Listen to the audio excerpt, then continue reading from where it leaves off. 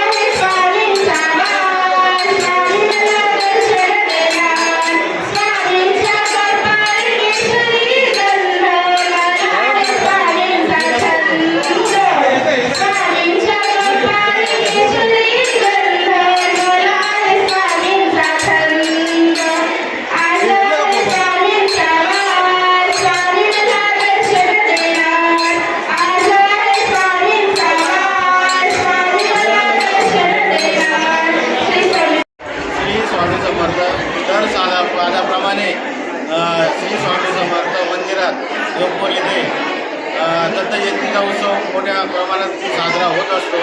दरवर्षाप्रमाणे 28 November रोजी सर्व 511 लोक पारायणाला इथं बसलेले आहेत। व काल 4 तारीख रोजी त्यांचा पारायणाचा सप्ताहाचा सांगता झालेली आहे व काल 4 वाजता मोठ्या प्रमाणात उत्साहाने दत्त मंदिरपासून पालखी सोहळा आनंदात साजरा झाला व आज मोठ्या प्रमाणात महाप्रसादाचा लाभ स्वामी समर्थ केंद्र विद्यानगर जेजुरीपुढे तिथं होत आहे। याचा सर्व भागातील नागरिक व सेवेकरी लाभ घेत आहे। त्याबद्दल सर्वांचे आभार। स्वामी समर्थ।